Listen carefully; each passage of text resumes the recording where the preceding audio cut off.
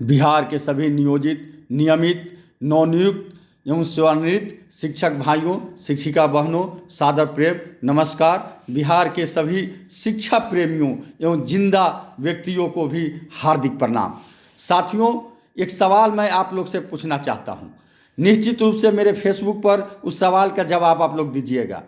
यदि कोई सोनार विभिन्न सोने के टुकड़े को परखने के लिए कि वह सही है, शुद्ध है या अशुद्ध है, आग में उसको जलाता है, जो शुद्ध सोना है वह आग में जल करके और निखर करके बाहर आता है, जो अशुद्ध सोना है वह उसमें जलकर पिघल जाता है, बह जाता है। तो दोषी कौन है? वह सोनार जिसने परखा, या वह आग जिसने जलाया, या वह सोना जो अशुद्ध था पिघल करके बह गया।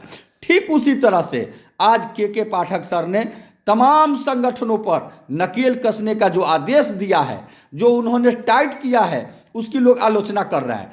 मैं आपसे पूछना चाहता हूं कि उन्होंने के पाठक सर रूपी सोनार ने आग रूपी आंदोलन में संगठनों को जलाया, जो शुद्ध है, जो अपने अधिकार के लिए लड़ने भिड़ने वाले लोग हैं, उन्होंने इस समय भी सरकार के गलत नीतियों का विरोध कर रहे हैं, सही नीतियों की प्रशंसा कर रहे हैं, अन्याय के विरुद्ध लड़ने का काम कर रहे हैं, बोलने का काम कर रहे हैं, लिखने का काम कर रहे हैं। लेकिन जो लोग दिखावती थे वो चुप हो गए, वो आंदोलन के मैदान से भाग गए।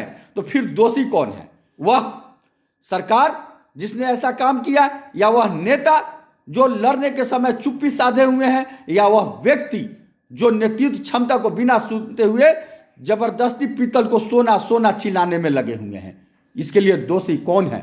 निश्चित रूप से आप इसका जवाब दीजिएगा। दूसरा बात मैं कहना चाहता हूं कि सरकार प्रथम चरण में बीपीएससी की बहाली कर ली, द्वितीय चरण के बीपीएससी की बहाली कर ली।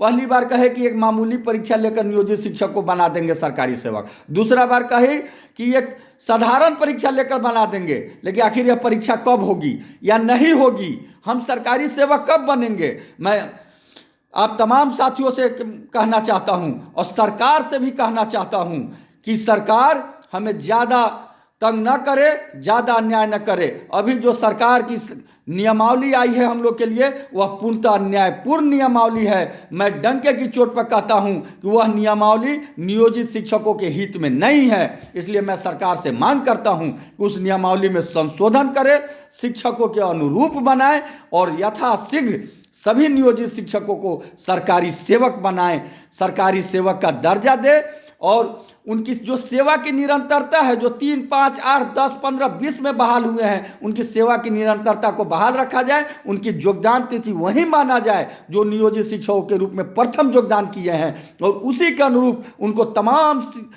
सरकारी शिक्षकों को मिलने वाली सेवा की लाभ दिया जाए, सुविधा दिया जाए। मैं आप के सभी के तरफ से सरकार से हाथ जोड़ करके आग्रह करता हूं कि यथाशीघ्र हमें सक्षमता परीक्षा ले या न ले, हमारी सरकारी कर्मी घोषित करे और सभी लाभ दे। यदि सरकार बजट सत्र से पहले ऐसा नहीं करती है तो मैं आप तमाम साथियों की तरफ से सरकार को कहना चाहता हूं कि बजट सत्र में कोई शक्ति नहीं रोक सकती हमें एक बड़ा आंदोलन करने के लिए, एक विराट आंदोलन करने के लिए। हम बड़ा आंदोलन करेंगे। बिहार में 1942, 47 और 1974 जैसा आंदोलन होगा और हमें सरकारी कर्मी का दर्जा हम लेकर के रहेंगे।